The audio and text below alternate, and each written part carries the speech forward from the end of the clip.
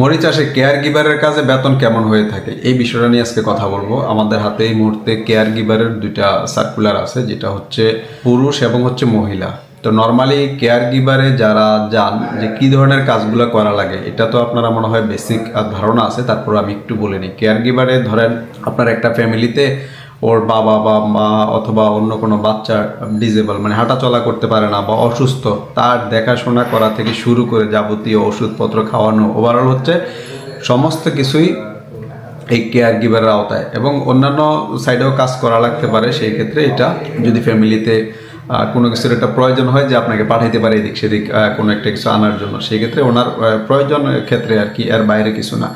তো নর্মালি হচ্ছে কেয়ার গিভারের একজন ধরেন বৃদ্ধ মহিলা আছে, আপনাকে নিয়ে গেলো দেখাশোনা করার জন্য, বা বৃদ্ধ একজন পুরুষ আছে, তো ওনার গোসল করানো থেকে শুরু করে কাপড় চোপড় পরানো, ওষুধপত্র খাওয়ানো, এই যে কাজগুলো আনুষঙ্গিক, এই সমস্ত কাজই কিন্তু আপনার করতে হবে কেয়ার গিভারের কাজে। তবে কেয়ার গিভারে যারা পূর্বে কাজ করছেন, পূর্ব অভিজ্ঞতা থাকে, তাদের জন্য তো ভালো। আর যারা কাজ জানেন না, বিশেষ করে ভবিষ্যতে কিন্তু উন্নত কান্ট্রিগুলো কেয়ার গিভারের লোক নিয়ে যেতে যাচ্ছে, ইউরোপের মতো দেশগুলো, জাপানের মতো দেশগুলা, আপনার হংকংয়ের মতো যে দেশগুলো আছে, কেয়ার গিভারের উপর ওরা প্রচুর পরিমাণে লোক বাংলাদেশ থেকে নিয়ে যাবে। তো এই মুহূর্তে মরিচ চাষে আমাদের, যেহেতু মরিচ চাষ নিয়ে কথা বলতেছি, মরিচ চাষে কেয়ার গিভারে একটা লোকের আপনার স্যালারি হয়ে থাকে নর্মালি হচ্ছে 20,000 মরিচ চাষ রুপি।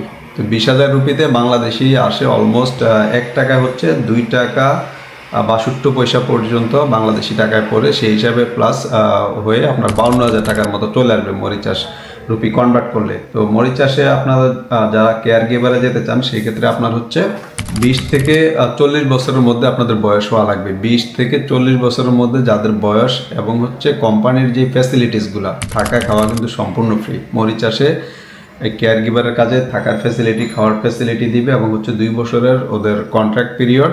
2 বছর পর পর আপনার ম্যাক্সিমাম যে মালিক আপনাদের থাকবে, এটা ওরা রিটার্ন টিকিট দেওয়ারও চেষ্টা করবে আর কি। যে ফ্যাসিলিটিসগুলো আমরা নর্মালি দেখি আর কি, এই ফ্যাসিলিটিসগুলো থেকে থাকে আর কি। তবে এটা আপনি যাওয়ার সময় কনফার্ম হয়ে যাবেন যে আপনার রিটার্ন টিকিটটা থাকবে কিনা ছুটির সময়, এবং লিভ স্যালারি দিবে কিনা, যেহেতু 2 বছরের জন্য আপনাকে কন্ট্রাক্ট করে নিচ্ছে, এবং 2 বছর পরে আপনার কন্ট্রাক্টটা রিনিউ হবে কিনা, এই ব্যাপারগুলো আপনি ক্লিয়ার হয়ে যাবেন। আদার যেই ইন্স্যুরেন্স বা অন্যান্য যে সুযোগ সুবিধা, এগুলো সব কিছুই সেম।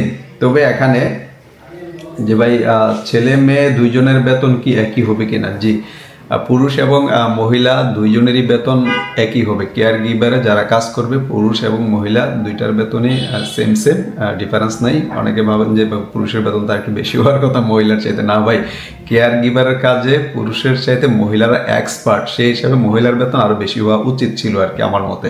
কারণ মহিলারা এই ধরনের কাজগুলোতে পারদর্শী, পুরুষের চাইতে বেশি মহিলারা এটা পারদর্শী। তো যারা কেয়ার গিভার নিয়ে কোনো ধরনের কোয়ারি থাকে, আমাদেরকে কমেন্ট করতে পারেন বা আমাদের অফিসে আসতে পারেন। আমরা চেষ্টা করবো আপনাদেরকে কেয়ার গিভারের কাজের ব্যাপারে পরামর্শ দেওয়ার জন্য।